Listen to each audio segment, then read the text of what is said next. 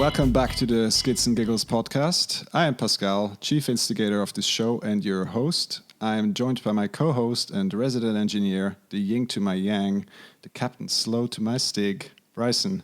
How's it going today, buddy? Jolly good, Pascal. How are you? I'm good, thanks, bud. Today, we are also joined by our good buddy and the first ever Red Bull Rookie of the Year, Lucas Huppert. How is it going, Huppi? All good, all good. Thanks for having me here. Well, we also have to thank you very much for doing this podcast in English. It really means a lot to us to be able to do this, and we commend you for it. Thank you. Good practice. Let's just do our usual spiel before we get into the meat of the discussion and do our usual sing and dance with the social and where you guys can find more information about the Skids and Giggles podcast. We are currently most active on Instagram, where you can skid right into our DMs and follow along at Skids and Giggles. And you can find our website with all the relevant links and the info under the URL skidsandgiggles.com. Well, let's get going. Huppi, we had a conversation just recently with a good friend of ours, Chris Rabo. And he told us a very good story about yourself, about your younger days in the sport. And he told a story about you bringing mattresses down from your bedroom to practice 360s and other jumps in the backyard of your parents' house. Can you tell us a little bit more about that? Yeah, I mean, when I was a kid, I always wanted to jump around, do stuff like that. And then I built a tiny ramp with my dad, tiny wood ramp, and jumped into the front yard, which is a small piece of grass, like 7 onto 20 meters or something, kind of small. And yeah, then I was scared to do 360s and stuff, so I just took the mattress, put it there, and tried it on. So that was my self-made resi. All right. Well, I guess we'll hear a lot about your progression away from the 360s and the mattresses in the backyard. So maybe we can start with the beginning. Usually, where all the good stories start. So can you tell us a little bit about how you got into riding bikes and, of course, later on slopestyle? Yeah, I mean, I was always a quite active kid. I started with skating and snowboarding like when I was super young, 4, 5, 6 years old or something. And I always, was pushing hard and was even skating some obstacles, sliding on some rails and stuff. And then my mom just sent me to a cross-country mountain bike kind of club, which was two towns further from mine. And then there was like a kids group, I don't know, like 10 kids, and we had like coaching and stuff, and we did some funny biking games and all kind of technique trainings and stuff. And so from that moment on, I fell in love with biking, or I mean, I didn't know if I really fell in love back then, but it was just a thing I liked to do. And then another 2 towns away from mine, there was a guy called Ralf Schneider, which built some pretty big jumps, still good size now, in his backyard. And I went there almost every day after school, and we have been digging there, made the jumps bigger, have been practicing tricks and stuff, and I rode there for a bunch of years. But then that park got torn down, and I was, riding just the local parks around in Zurich and Lenzburg and Siegenthaler, which is a OG spot from Switzerland, which is also, got torn down in like 2014 or something. And there I met some friends, which are still my friends now, like Chris Reber and Peter Bossert and Silvan Malfurt, like so many people. And there it started even more that I was like really, really into biking. And then I went a lot of riding with Chris Reber. We started to do our first competitions. And from then on, almost every season, it got kind of better. Then I started my apprenticeship, which was super stressful with all the biking stuff. But on and on, there were always competitions, and I've got slowly better. Except to 2020, there were no competitions.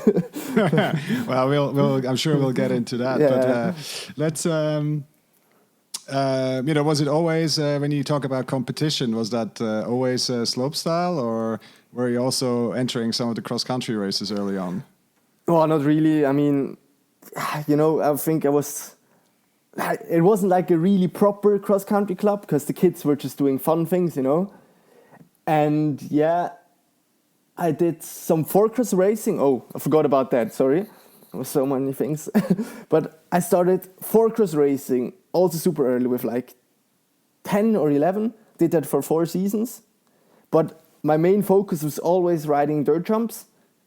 But I did the cross-country races with just, for fun with my dad. He brought me to the competitions. And I've won a lot of them stops. Never got the overall title. Always got vice or third place. But I was always super close. But for that I've never been practicing any on of my four-cross skills. Kind of stoked. Okay, good. Well, it's obviously some good base fitness from the cross country side and some explosiveness from the slopestyle. Yeah, and I did a cyclocross race with a half shell dirt jumping helmet, just to tell you guys, and Troy Lee pants with some random cross country bike. Like, I don't know why I did that, but I was really dying. I was like 12 years old and pedaling, and all of the kids had like carbon bikes, this and that. Me with the half shell dirt jump helmet, like, yo, peace, guys. But you had a good time anyway, so that's what counts. That's the spirit. All right, but so then competition. You talked about Chris Rabo, who took you along, and I mean, who were the other people that that inspired you at the time when you were younger? Who were you looking up to? I mean, in the beginning, it was that guy Rolf Schneider from the neighbor town with the dirt jumps in his garden. But then he slowly stopped riding, or not that much anymore.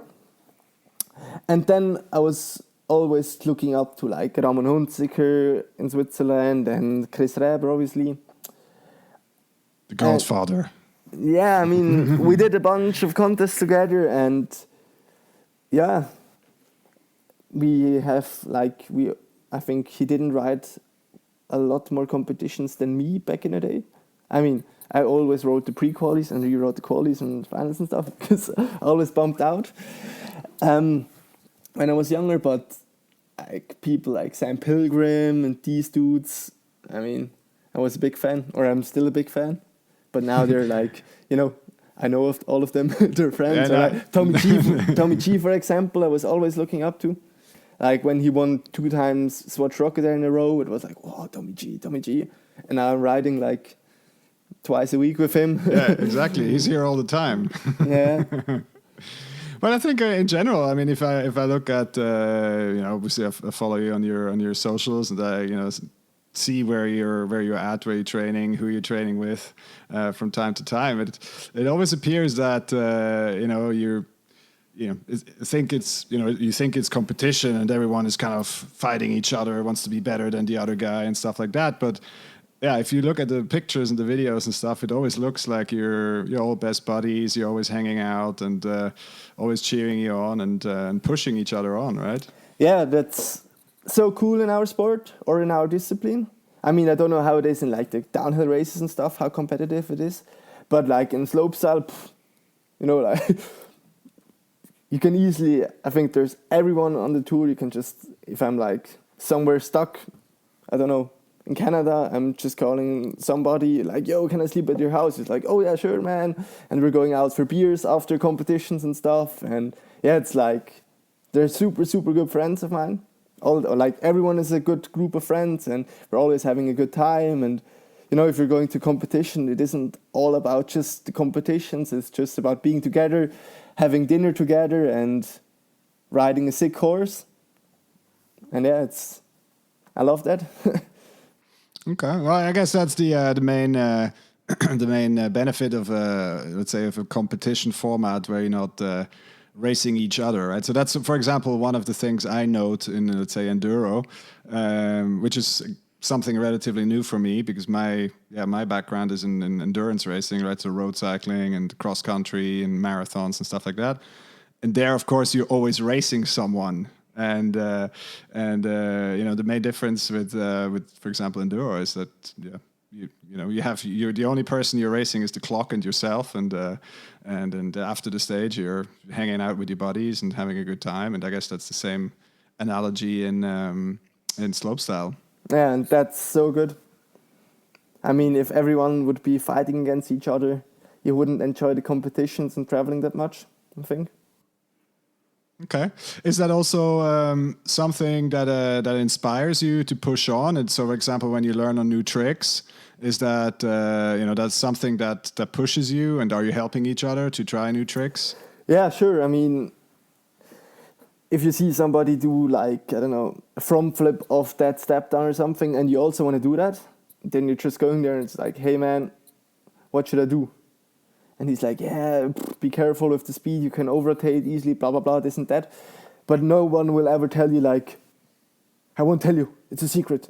You gotta learn it by yourself, Everyone is helping each other out. And yeah, if I'm like going to someone experienced, like Nikolai Rogetkin and somebody, or Tommy G, and I'm like, yo man, I'm not sure about that. And then they're like, yeah, I mean, if you know the speed and jump is good, I think it's possible. I know your Cork 7 or whatever kind of trick is working good, so I think you got that. And yeah, they help you out, Cool.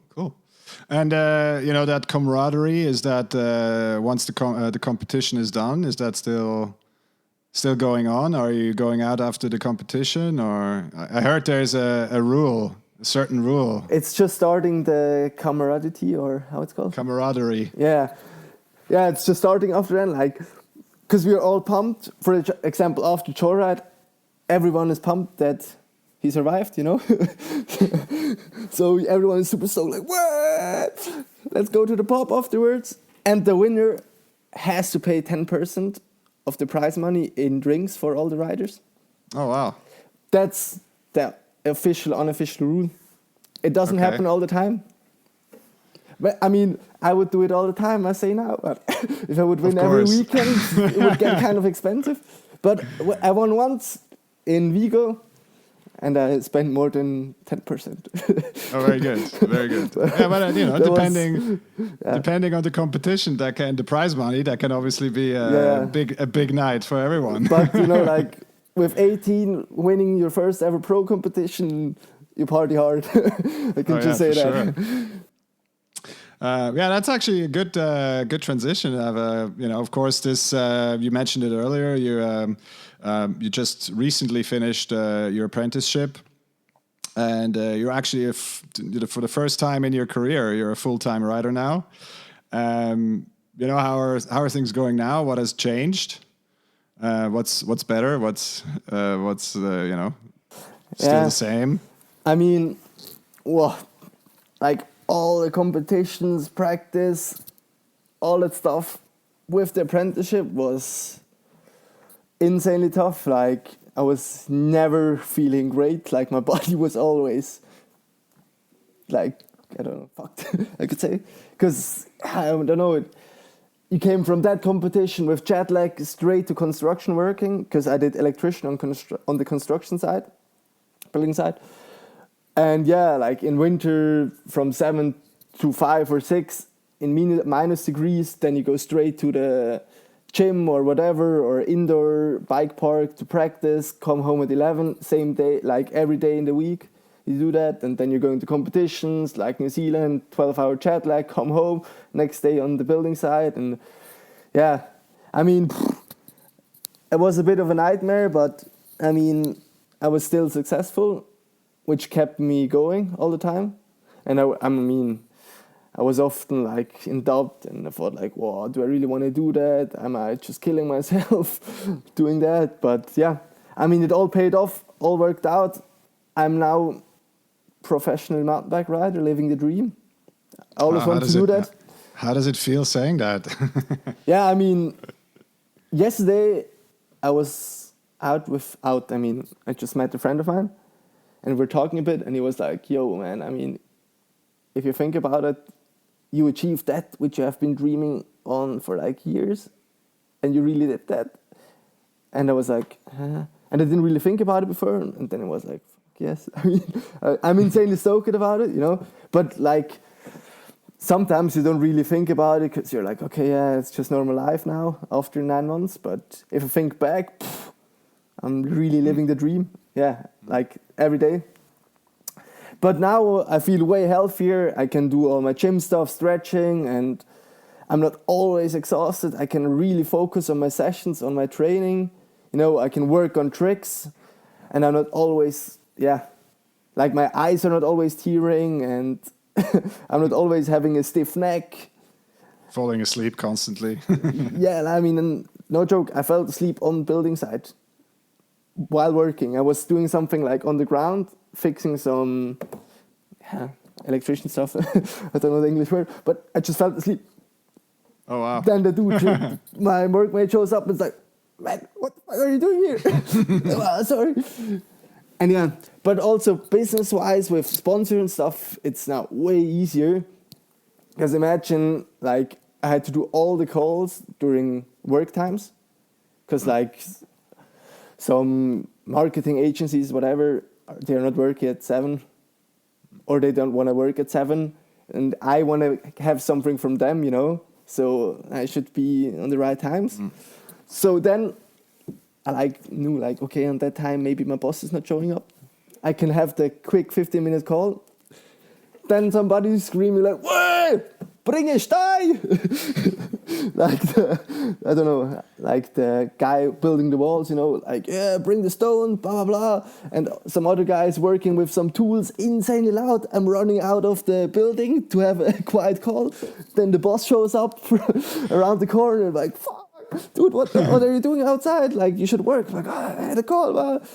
Anyways, whatever. I mean, it's now all way more professional and less stress, and I can do everything like 100% and don't have to deal with 2 jobs in one day. And Okay. yeah, Okay. Very cool. a lot of talking. Yeah, that's good. I mean, I can feel the excitement about your new life. I mean, I guess our listeners they can all read up on your main achievements, the headlines, so to speak. But from your perspective, what were the highlights so far? I mean, of course, the big part of your career lies still ahead of you, and but what were the highlights so far? For sure, the Red Bull Joyride 2019. I got 8th place, which I'm super stoked on still. Because, I mean, Red Bull Joyride is the hardest competition, the toughest, the first slopestyle competition ever in mountain biking.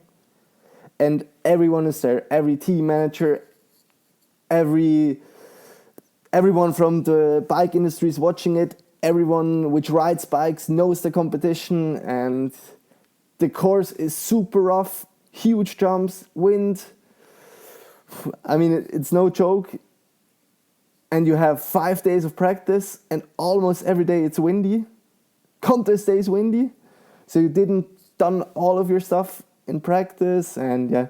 I mean, I think I never had tears finishing a run before, but at Joyride, there were some tears coming out, and I had the helmet on because I didn't want to show it, but I was like, "Oh, please don't cry, please don't cry."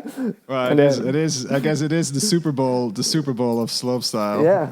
And obviously an iconic location for obviously the biggest event on the calendar. So. And yeah, I mean, having been to Whistler and having been to that zone and having seen it in person, I mean, it's just for a mere mortal like Bryson and I, it's just incomprehensible how you can ride that stuff. So it's just crazy. But yeah, I mean, I was looking back, and maybe if we look a little bit to the future, if I look at the other big slope stylers. They have a notoriously short career certainly in competition. So I mean, most of the big names, they have at some stage retired relatively soon from competition. You're now just beginning your 20s at the peak of your competitive career. But what are the plans for the future? Are you just fully focused now on competition, or are you already working on the next steps? Yeah, I mean, I'm really more of the contest or competition athlete. So my main goal is to do good. I want to win that contest instead of having 1 million followers or whatever. But still, I'm working on also the other side, that I can grow my community and also, start with good partners and build something, make my own, how you call it? Brand, yeah, exactly. But I mean, I'm really, really focusing on doing great results. My goal is to, do some Crankworks podiums. I mean, now Emil is here, so getting a win, it's tough. But yeah, I mean, I'm focusing on that win, as everyone which is trying to do good in competitions is doing. And yeah, I mean, as you already said, the careers of a sportsman aren't that long. So you gotta, but slopestylers are standing out a little bit. So I mean, if I think back to Brett Reeder or Brandon Semenak, I mean, they retired when they were 26, 27. So but that's a bit earlier than other disciplines. If you think about it, if you have won 5 Red Bull Joyrides, like Semenak, you're the greatest of all times. I mean, still for Semenak, which have been winning so many competitions, every time, I mean, I don't really know him personally, but I think he's still nervous, Or I never heard from anyone which isn't nervous after all of the experience they had. And it's super stressful. I mean, everyone thinks like, oh yeah, they want to be in Joyride, but if you are at the practice and you got to do a run in 2 days, it's super tough and nerve-wracking. So I can completely understand those guys that they quit their competitive career quite early. But I mean, quit it early as the best without any injuries. I mean, that's a super smart move, if you would ask me. But yeah, I mean, still, if you think about Ryan Nyquist, 36 or 38 now. Yeah. And still throwing down. Yeah, and Jakub Wenzel is also 31 years old. I mean, Tommy G has a career as a professional pro rider more than 12 years. And now he's 28 or 27. I mean, if you think about it's a young man's sport. Yeah, but if you think about it, it's I wouldn't say it's super short career, but I mean, for example, now Reeder with Tidal has his own bike company, and he probably gonna never change the industry. He will stay in the bike industry. So I see that as a career. The competitive career is short, but the pro biking career can stay super long. Yeah, sure, right? But you need to. I always say it's always better to have a plan than just and having a view where things should be going at some stage. I'm working on my plan, but good. I mean, only 9 months in a pro career, so exactly. Right, it's maybe a bit too early. We'll have to do another one of those podcasts with you at some stage. But I'm really, I'm thinking about a lot of stuff because I love that and I want to do it as long as possible. So you got to be smart. Cool. I mean, one thing that some listeners may or may not know, you have also dabbled in other disciplines. So you've been partaking in Enduro World Series events in Zermatt last year, no less. And, will you tell us a little bit about how that experience went?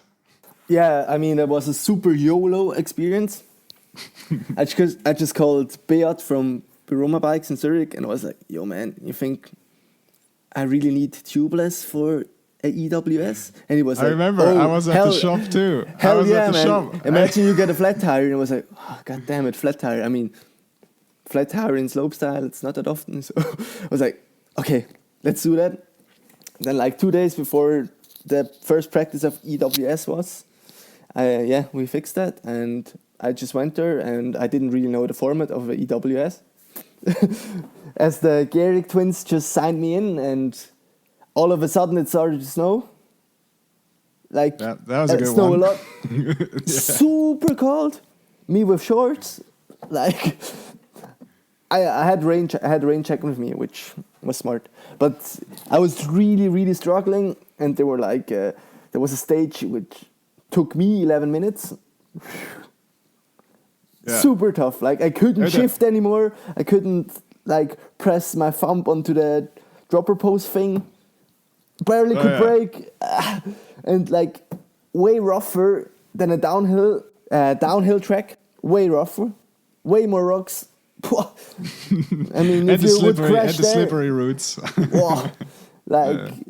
I went there down really, really slow because I didn't want to, eat shit. Yeah, exactly. Yeah, no, it was a special experience, that's for sure. Yeah. But are we gonna see you again? Yeah, special kind of fun. Are we gonna see you again at some other discipline events? So like another enduro or another, maybe a throwback to cross country? I don't think cross country will fit to me now, but I just saw they recently released that they're doing a Swiss enduro series. Yeah, which that looks interesting. Yeah, it looks interesting, and maybe I don't know, I'll do one if it fits into my calendar. But would be funny in dry conditions, you know. And now I also got a 29er enduro bike. Wow. Which makes me even faster, or a tiny bit. But maybe could be that I do another enduro race, which isn't that far away. I mean, I will not fly to Chile for an EWS. Just that I've said that. I mean, it's very nice to have these races basically on your doorstep, right? So even if it's in Italy, it's like a 4 or 5 hour drive. So it's super cool. Huppi, actually, one of the most memorable. I know you said you weren't so much into Instagram and being the social media star. However, I have to say that one of the most memorable posts that I saw you make was for the BAG, which is the Swiss equivalent for the Health Administration of Switzerland, and you're just telling everyone to use the Swiss COVID app, which basically is like this tracking app which uses Bluetooth to help have people register themselves in case they get infected. And I thought this is very responsible of you. What made you decide to post that? Actually, I got contacted by someone I know in my town. I live in a quite tiny town with like 3,000 people. And he worked for the agency which did that and just asked me. And I was like, oh yeah, hell yeah. I mean, I support that our country stays healthy and we all get over this pandemic fast. And then he just asked me that and I was like, yeah, hell yeah, let's do that. And a lot of people asked me about that because it went quite big, like even in the French part of Switzerland. It was just the caption was written in French, and I mean, I think it's good. And even if the app like doesn't really work perfectly now, but I'm still into it and using it because I mean, you can't really do a lot with it, but I'm using it, and Well, your efforts were certainly noticed. As a Vancouverite, I did find myself at several Crankworks events throughout the years. And I did have my part in riding a portion of the slopestyle boneyard. It definitely was challenging, and I definitely didn't land a lot of the features. I mean, like on my wheels, maybe on my back or side or head. Anyhow, so I can understand how it's really a battle to complete the course, and I get the idea, the feeling that I used to play team sports, and even if you win or lose, when you come off the field at the end, it really feels like you've kind of accomplished something from challenging yourself so hard and working so hard, and also with having the guys around you, whether they be your teammates or your opponent, all working together, all creating this, I don't know, it's kind of a symphony. So I understand this camaraderie that can happen on the slopestyle field, even though you're competing against these players. You must walk off thinking, yeah, now these are my comrades, even though we've just fought together or against each other. Yeah, I mean, as I told you guys, everyone is stoked, like finishing Joyride healthy and just walking away from the boneyard. And with all your bones intact. Yeah, exactly. And yeah, I mean, as I told you guys, everyone helps each other out on doing their stuff, and we're all hugging each other when we finish with the contest and cheering with each other. And yeah, I think that's the coolest feeling when you know you finished it, everyone finished, just walk off. Everyone's super pumped, and the camaraderie, or how it's called, camaraderie, is just insane.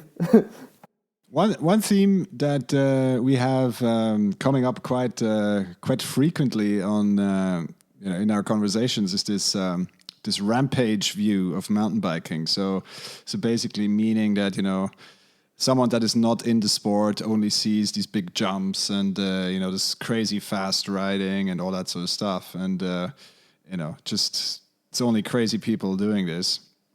And of course, you're falling right into that category.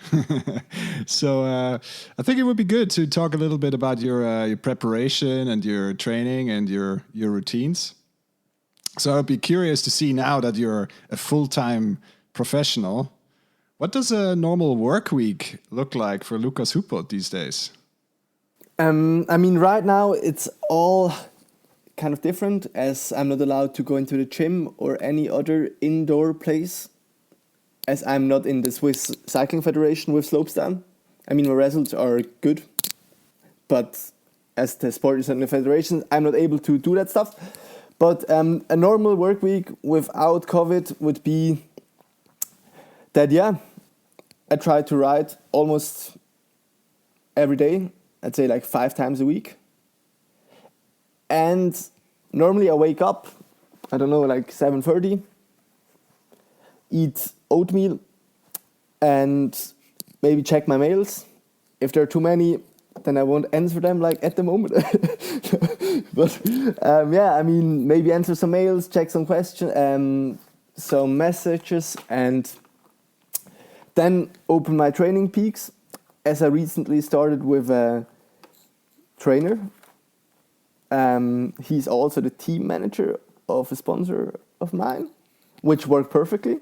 Because I didn't, like, when I met him, he was like, oh yeah, I'm even having a bike school and can help you out with that. And that was a perfect match. And yeah, I'm calling often with him. Then I do some exercise in the morning. I mean, I won't go to the gym super hard if I will ride in the evening. But yeah, check that. Then meet up with some friends and ride. Do that, have a 3-hour session, focus on some tricks, or depends where I'm going. If I'm going to a trail spot, then I will not do all my contest tricks, but if I'm going to an airbag spot or trick jump spot, then I'll do all my tricks in order. So I do start with easy tricks and always do harder tricks, and with the ones I really want to get 100% dialed, I'll repeat them like 3 times in a row.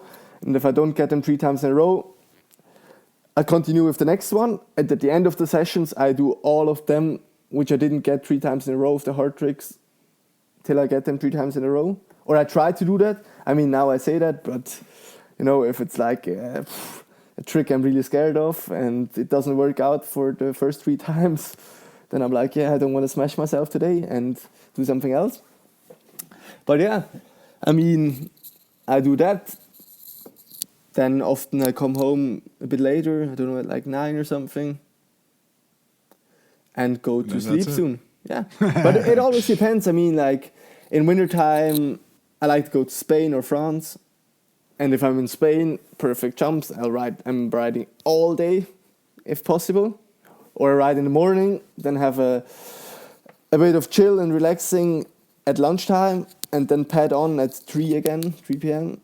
and ride till the sun goes down, and yeah, do that every day. And then I come home, do all my gym stuff, then go somewhere again for a biking trip, or I just try to combine it all. But, you know, like doing some leg exercises in the morning and then having a full, practice session. I mean, then my legs are not super, you know, like strong and poppy and I can pop out of the jump. So I had to learn that, but now, doing that. And sometimes, like today, I had 4 calls. Even got a video project budget confirmed, which is super sick. And today was more of office day. And also did my taxes last weekend, huh? Oh wow, very good. Which, so you see, even a pro slopestyler has to do office days and his own taxes. So there you go. Yeah, but I mean, if you got everything cleared, you know, all the work with the sponsors and stuff, then almost full season you don't really need to do a lot of paperwork because you're just riding, focusing on that stuff and do some Instagram. Oh, and some Instagramming I also need to do. And I spend too much time on Instagram. So I did a time limit from 45 minutes for Instagram, Facebook, Snapchat. But I cannot really do that every day. I often do like another 15 minutes, you know. Because, you know, if you do a post and you want to see, oh, it's going good, or answer some comments and stuff. But, that's it. And before, I thought like, I mean, if I'm not working full-time in apprenticeship, I'll have so much time to do everything else. But it isn't like that. I mean, before with the apprenticeship, I didn't do like all the sponsorship, right? Like everything, or like been managing not a lot of stuff. I just said like, if somebody asked me like, can you come there on that day to do the show? I was like, nope, have to work. And now if I get all that stuff also and can manage that and take some time for it, I'm busy. Which is sounds sick. like it. Which is sick. Good busy, I like to call it. I enjoy that. I mean, it isn't like I would work, you know, I don't know if I would work in like a bank like you would do. You're probably busier than me, but There's these days and the other days. A question I'm really interested in is kind of how you learn tricks and how you progress your tricks. So I just want to understand. So basically, you know, simple question, right? So you learned a new trick. I made the example in our notes to say like, okay, you learned to backflip. And then what is your normal progression? Are you then going straight to a different trick? So like a front flip to take the exact opposite? Or are you then working on making the backflip perfect and more complicated and adding more variations? Or how does that normally work for you? I mean, if you're really practicing on some complicated tricks, you want to do them in a contest. That's the main goal for me as a contest athlete, you know. If you do a video or something, they want to see stylish tricks. But if you're on working something super tech, you got to be sure you get them 10 out of 10 times. Because you got 2 runs, and if you crash on both, you're going to be super mad at yourself. So I'm really trying to focus on some tricks I want to do in a competition and really work on them, like get them 10 out of 10. And it's always, you pick your tricks you can imagine, you know, because there's some, for me, for example, I cannot think about a double front flip or something. So I don't really want to try it because I know I will not do that trick because it's just crazy for me. But about like something else, like a backflip 360 bar spin, which for me is possible in my head, and I think I can do that. So I start working on that trick, and it would look cool in a run. So I just watch a video of someone doing it, if someone has done it before. But most of the times, someone has done it before, the tricks I do. And do a screen record or something. Then I'll save it into my camera roll. Like really slowly watch like how he's doing that, or is he leaning to that side, or is he carving in the lip, this and that. Which muscles is he activating, you know? If he's like, is he really strengthening his core, leaning over the bar or whatever. And then I just try to understand the trick, and then I go somewhere, drive to an airbag, just try it, and But I mean, it's super random because a bunch of tricks I just learned out of nothing, didn't think about it before, and then somebody was like, yo, try that. first try, bam, next day on dirt. It's so random. And if I think about a trick really, really a lot, it's often a bit not that easy. But I think because I also really focus on tricks which are hard and new. Yeah, for sure. But what drives your decision? What kind of tricks you're learning? Is it your own inspiration, or is it the competition? So, like, Emil has been doing this trick, so I have to do it too, or I want to do something different to Emil, or what drives this? I think I did that too often before, that I always try to copy someone, because it's often like that. Everyone tries to copy the winner, to be the winner. But I did that for years, and now, even if I don't really have a trick which I'm only doing, because like Nikolai is the crazy spinning guy, Emil is the crazy technical guy, Fetko is, for example, the crazy extension Superman secret 360 guy, Tommy G is the 360 tabletop guy, and I don't have that trick yet. And I'm really thinking about something, but it's not that easy. And if I ask friends, it's like, oh yeah, do the helmet special. Just put off your helmet, like the half shell, like grab it with this hand and then with the other and put it on again. And like, yeah, just bullshit. But yeah, I'm really trying now, when I got more time, to really find something myself for me. Or I watch some, snowboarding videos, BMX videos, because I like it, and maybe I can link up with something from that, but it's not easy. And yeah, the drive is mainly about doing good in competition, I guess. And having, obviously, like having fun with all of that, but like trying really new tricks is, to maybe show them. So are you basically picking, you look at competitions and how they're grading the tricks, and then, let's say, I don't know, an additional bar spin is adding 10 points, and if I do an additional no-hander, then that's another 15 points. And are you putting tricks together like that, or is it slightly different? For me, that sounds super lame. But it's like Tony Hawk Pro Skater. It sounds super lame to just copy, but somehow not everybody, but a lot of people do that, and me too. But I know, like, everyone has his own style. Nobody is the same. But a lot of people do the same tricks. So if everyone does kind of the same tricks, it's then all about the style who wins. But if you can do something cooler or new, then you also get some great scores. And yeah, I mean, that's a hard question, to be honest.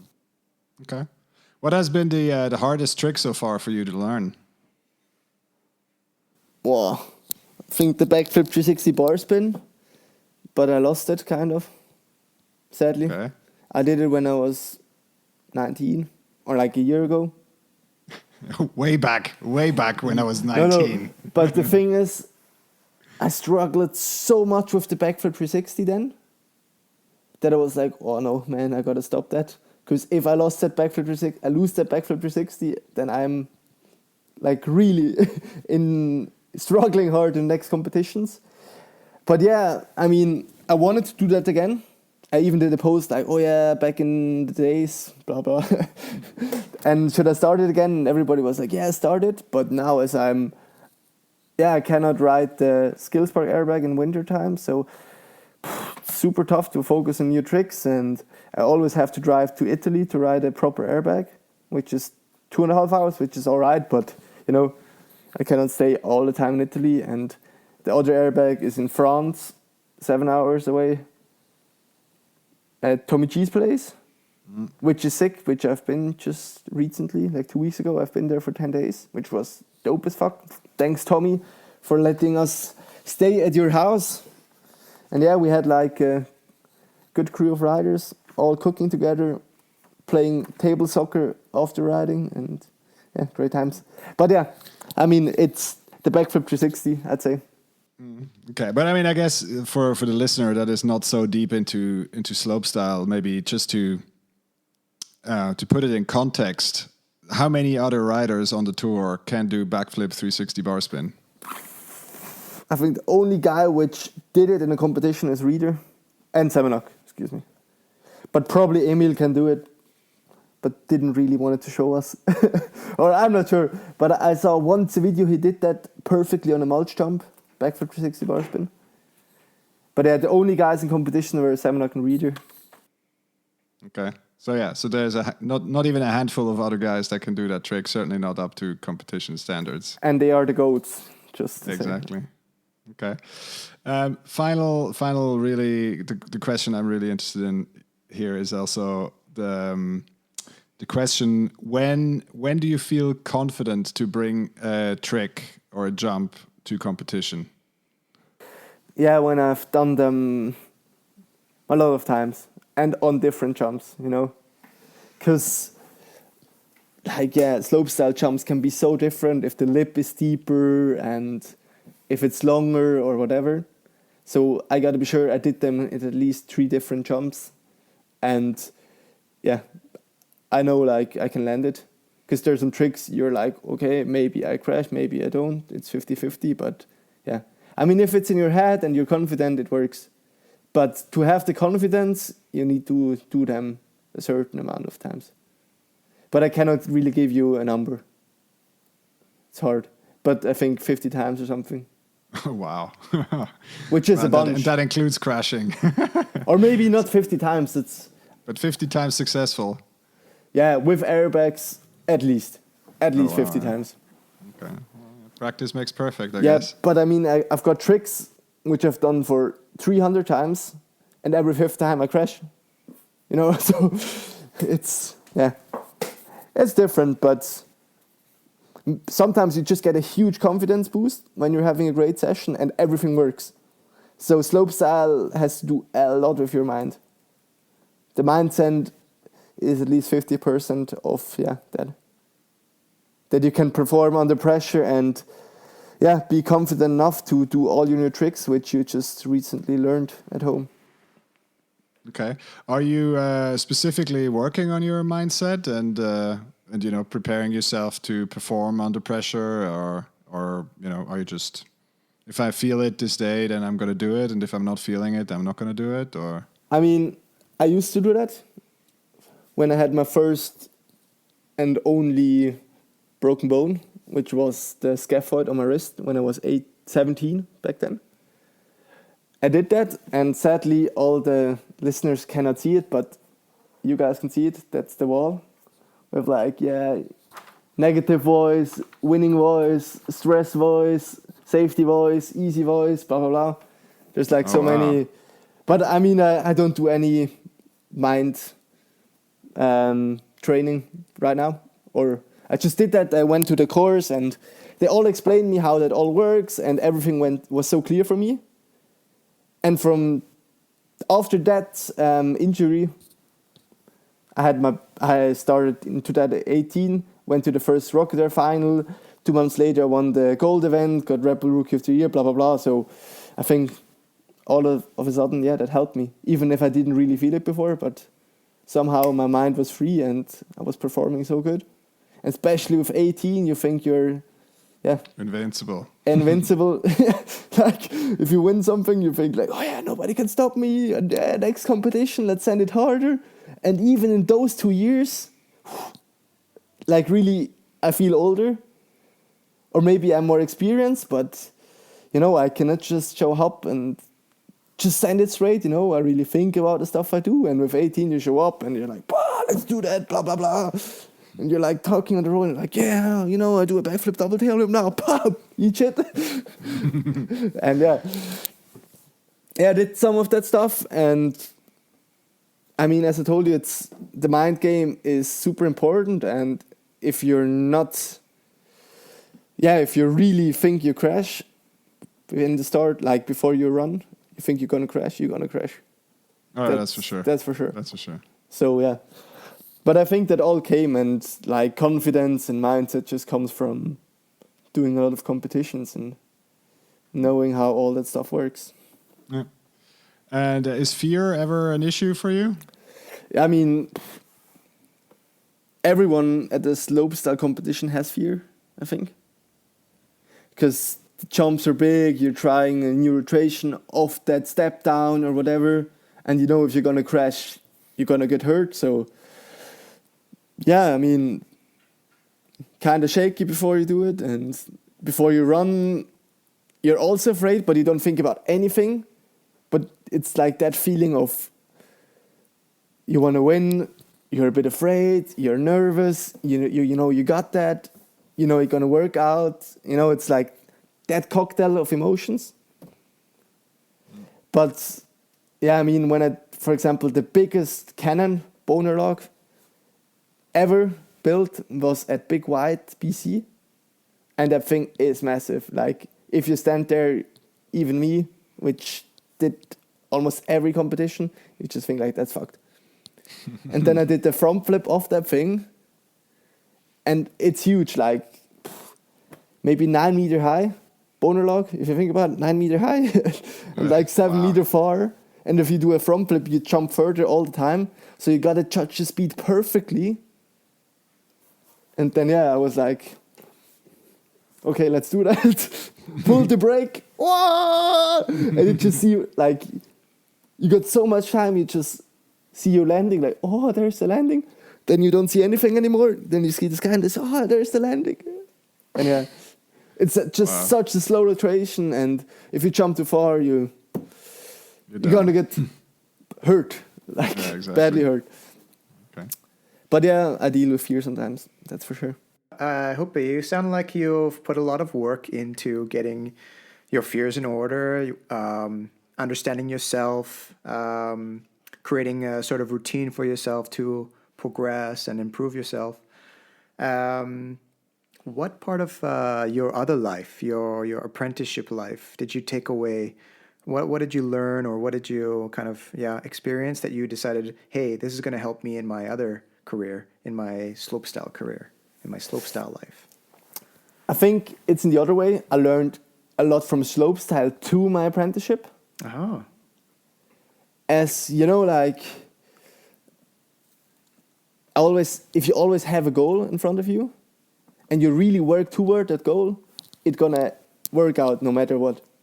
I mean, if you work on to flying without anything, naked, it won't work. But stupid example. But if you know, like, you wanna get that trick, or you wanna finish your apprenticeship and then start your pro career or whatever, and you really work on it, it works. And all of a sudden, somehow, I don't know how, I finished as class best in my apprenticeship.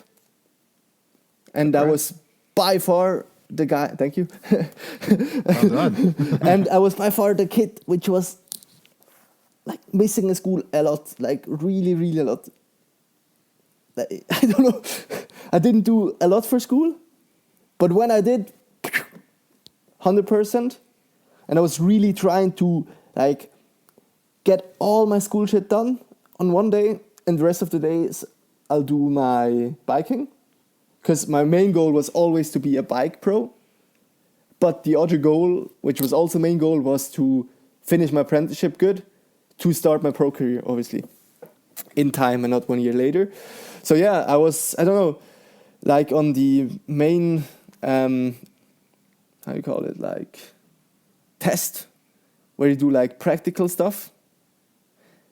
Just felt like a contest, you know, you're nervous, you have sweaty hands, you know you got it, but you know there's some doubt, and you're like, okay, take a deep breath, let's do that. And somehow when it counts, I can perform. I don't know. And that's also what my boss told me. He was like, you know, you show up, like one eye is looking to that side, the one to the other, because I'm so damn tired, falling asleep on the building side, you know. And then he's like, but when it counts, you got it. So, send it, just man. Just do your thing. Yeah, but I mean, like, doing the apprenticeship and the biking career, I think that helped me so much for my further life, because I know how it is to, I don't know if you say that in English, to bite on my teeth, you know, like, to just, like, if there's hard times, to just keep doing it and work towards the goal. And even if you're sometimes losing your focus, just try to, like, maybe do off day, but then continue and really work on it. And somehow I think, you know, it gave me so much confidence that I was the only guy doing something like full time. And all the other guys in the crankworks haven't been doing anything else than biking, you know? And when they finished crankworks, it was like Joyride. Everyone went to like, I don't know, vacation with their girlfriends and were chilling for the next 2 weeks, or they went to Backwards Jam too, but you know, they just did what they loved the most. And I was at a construction site. Yeah. You went back to work. From doing the biggest competitions in the world in slopestyle to going to my normal job, you know, like showing up with my working clothes to my working mates, like, yo, what up? I'm back. And nothing changed, you know. So now when I finished with it, I was like, okay, yeah, now I'm confident, blah, blah, I can get it, you know. If I made it to the top 10 full, like just as a hobby, from 5 p.m. to 11 p.m., imagine if I could do 24 hours. But I mean, I didn't learn like 1,000 tricks in those 9 months, but yeah, I think my riding is as good as ever. It's a good question you ask yourself. What if I focused completely on slopestyle? However, I want to throw another question at you is, what if you set yourself another goal that seemed almost unaccomplishable, similar to completing your apprenticeship, or maybe even something harder, which would force you again to act in the way you did to progress yourself? Maybe that's the only path that would allow you to progress. Maybe not. True that. I mean, as I told you, a goal for me is to like get a crankworks podium, this and that. But it's not like completely clear, you know, like how goal. to achieve it. Yeah. I mean, it is, but you don't really know when it happens, you know. But with my apprenticeship was like on that day X, I'm finished, pam, you know. And I mean, I'm still super on it, you know. But now, I don't know, I just want to get as good results as possible. But it's always so easy said, you know, I just want to get the best results as possible, blah, blah, blah. It's not really a main goal. And main goal is to be like, yeah, get a podium really soon. That's the main goal in this or next season. Depends how they're going to happen. But yeah, I think setting goals is the best way to success. Well, I think you're on your way. And I speak for us here in the studio and probably all of Switzerland. We're rooting for you. Oh, for sure. Stoked to hear that. Well, I guess, you know, that's a very good segue into kind of the last part I wanted to talk about. And, you know, that's kind of the development path for the younger riders. Right now, you're obviously, let's say, at the middle part of your career. Not a young rider anymore. Getting support and what you do to inspire the next Lucas Huppert. My kids are a very big fan of yours, as you know, and they love watching you compete in TV. So, of course, that's their main benchmark is, can I see it on Red Bull TV? What got them actually stoked the most was seeing you and meeting you in person down at the dirt jumps and, you know, at the skate park. And they can relate so much more to you now. And so, yeah, as I said, you're kind of the benchmark for what's cool. So in really, what are you doing to inspire the next generation, apart from showing up on Red Bull TV? I mean, first of all, that makes me super happy to hear that from you and that your kids are stoked on seeing me. I mean, I was in the same position as your son, you know, meeting Pilgrim and those guys. I was like, wow. And now that I can be that, makes me super happy. And I really love to inspire someone. And yeah, if I'm really trying to answer like all the messages I get on socials and stuff, and if I see a kid riding good, you know, at the pump track or something, I just say like, yo man, super sick. Like, keep pushing. And yeah, and I'm like trying to give tips as much as possible on riding. And I mean, as you guys know, the mountain bike sport is such a lovely and great community, and I really want to also, help to grow it, and really want to, see the kids having fun and going into our path. And I really want to, some kids are listening here, or everyone else, like, if you really want to do that biking thing or any other sport kind of thing, just try it. I think, yeah, it just helps you everywhere, and yeah, just tried it. I mean, it's so easy to say, but just try it. If you want to do that, just try it. I was always a bit in doubt, like, oh, do I really want to go into that, like, sketchy sportsman career? But no regrets. I mean, I'm a 20-year-old man. I'm a 20-year-old man, you know. I cannot tell too much, like, talk too much. You guys way more experienced than me, but from what I've got now, I mean, I'm living the life I want to right now, and yeah, that's great. Maybe just a little bit about what are the so kind of the development paths for a young rider these days? Are there any support structures, or how was that for you when you were coming up through your younger years? I mean, there are no support structures in any federation or something. Yeah, just to say that. But it's all self-made. Yeah, kind of. But I was super in luck that on that time I was starting my teenager years. There were like so many infrastructures in biking, like the Zurich pump track, Skills Park, then Flying Metal, and Zurich Trails Flying Metal crew bike parts built the Zurich Trails jump park, which helped me the most to progress. As Flying Metal crew builds like more mellow jumps, which the competition jumps are, and Zurich Trails had the land to put it on, so I was doing that a lot. Like, that helped me to get good, and so many skate parks opened, pump tracks opened, and I mean, the infrastructure in Switzerland now is huge. So many pump tracks, so many dirt jumps, and yeah, I mean, Tommy G also said that Zurich is insane for riding bikes. You got everything. You got airbag, you got trick jumps, you got pump tracks, you got trails on every hill, bike parks super close, like Lenzerheide, and those parks are just 1 hour, 30 minutes from Zurich. And yeah. Oh, absolutely. I mean, yeah, again, we generally echo those comments in our other conversations, right? So, I mean, the offering that Zurich has in terms of mountain biking, I know everyone loves to hate on it, but I mean, come on. The grand scheme of things, I don't know any other city that's of that size that has the same infrastructure anywhere, right? So maybe Vancouver. Yeah, but Vancouver or Squamish, but I mean, I know some. But that's not a city, right? So Squamish is a relatively small town, right? But I have some friends in Munich, and everything is getting torn down. Like, all the forests are forbidden it to ride bikes there. It's insane. They really have a, how call it, like political kind of war between mountain bikers and any other things. And I mean, it's super easy to hate on stuff, but if you really think about it, Zurich has a great infrastructure. And building a public trail in a city, that not everyone is killing himself, which doesn't really know how to ride, it's hard.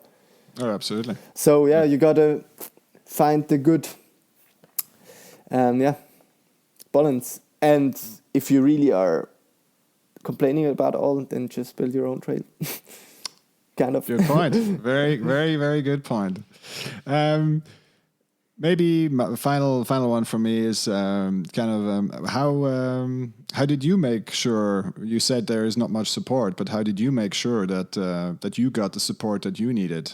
I mean, the Fly Metal crew guys, which organize bike days and Swatch Rocketer, and they're also doing several of shows, they helped me a lot, and they're building kind of a structure, I mean, it's not like a federation, but they started with some kids coaching in Thun for dirt jumping. Then they started to do shows, invite me for shows, which also gives you a bit of a salary if you can do shows, that I can pay like some flight or whatever. Because in the beginning I always invested most of the money I got from some shows or something into going to another competition, and the prize money I got into another competition and stuff.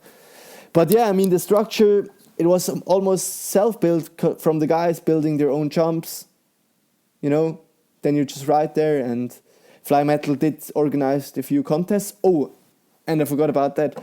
Fly Metal crew organized the first Swiss dirt jump series, which are 4 stops, super tiny format. But you had like, just to say, when I was 14, I won the under 22 Swiss series. At 14. Yeah, I won the overall, which was the first Swiss series, dirt jumping series. And that was, I mean, the dream, 3 or 4 stops per year. You know how to ride the competitions. I mean, no big crowd. There were only like the parents watching and some other biking dudes drinking some beers. That's all it takes, right? You don't need much more, right? I mean, if you can start at a young age, experiencing that, knowing how to perform when it counts, not even pressure from like a lot of people watching or, like as I told you, like team managers and stuff and all the stuff, or any other things. You just ride when it counts for yourself, kind of. And if you win like a t-shirt and a helmet, which was back in the days, like, wow, I was the most stoked kid ever wearing that helmet, which I won, Oh yeah, because everyone was like, ooh, do you got a new helmet? Yeah, ask me where I got it from. I just won the overall. Ooh. Exactly. But yeah, I mean, yeah. That's cool. That also started, which was a great infrastructure. If you think about it, like starting a tiny dirt jumping series, and there was no such dirt jumping series in the world like this one, like super tiny and just for the kids under 22. And for the adults, it was a jam, All right, we're getting towards the end of our time here, so let's we have three questions that we like to ask all of our guests, and if you don't have anything else on your mind, then we would like to go through those, if that's okay. All right, let's talk to us a little bit about the bike that got you stoked on riding first. It's the first bike that really got your love going. I had some bikes before when I was a kid, but the main bike which really made me pumped on riding four-cross and mainly dirt jumping was the Norco 400 dirt bike. Yellow, completely yellow frame with blue decals, Norco, and super bright blue bar and rims. I mean, the most disco bike you can get. Yeah, I mean, that was my first dirt jumping bike, and it was a 26-inch bike back then. And the next bike was a 24-inch bike. Because, I mean, I was a kid, backwards. Yeah, but if you think about the tiny kid riding a 26-inch bike for a adult guy, you got sure. It's like, oh, Dad, man. I mean, I love my bike, but I cannot do it. I cannot do a 360. I could do a 360 with it. Wrong. But I cannot do a tail whip, Dad. Okay, next one. Imagine you are Harry Skidini and you are a bike magician extraordinaire. And you can make riding a bike more awesome for anyone by the stroke of your magic dropper post. What would you do? I think so many people are afraid of jumping, There's so many mountain bikes which are like, I like riding technical stuff, but, jumping, it's a miracle. For example, my dad jumped once my kicker, like, on the mattress, and then jumped into the post and the mailbox, first try, and got hurt. Sent it straight to the mailbox. No. I just want to give people some confidence that they know they can jump and really like have a free mind and just, I mean, jumping is with the flow, Don't be stiff on your bike, just be smooth and silky. And just give people the confidence and to try some jumping. Question 3. You're in Innsbruck, Crankworks. You're about to drop in. You know that if you incorporate a skid into your run, you will podium, at least, probably take the crown. How do you incorporate that skid into your run? That's a tough one, because you need to carry a lot of speed on that course. I mean, if I would skid the last finishing berm, that would be kind of lame, There's the drop, then the dirt to dirt, And then I would jump. I don't know if you saw a post like a week ago. When I jumped and the side of the landing, I slid with my back tire. So I would send the big booter, which is big, transfer it a bit, try to skid it on the edge of the right side of the landing, and then try to not crash. And yeah, I mean, there would be a straight jump to some skidding into the landing on the side of the landing, you know, not the landing part, just the side of the part, and try to skid it there. And yeah, if I podium, I'll try it for sure. We're gonna see that would on be a the. cool one. Because onto the whale tail, you know, super grippy, and if I'm too slow out of the whale tail, I really get hurt in between the hips, no speed. So yeah. I think we can see that one on the Red Bull highlights for sure. Absolutely. I mean, for the next years. If I would send that, I would get completely viral. Absolutely. Well, Huppi, thanks again for sitting down with us tonight. This was really awesome. If listeners have any questions or want to learn more about you, where can they find you?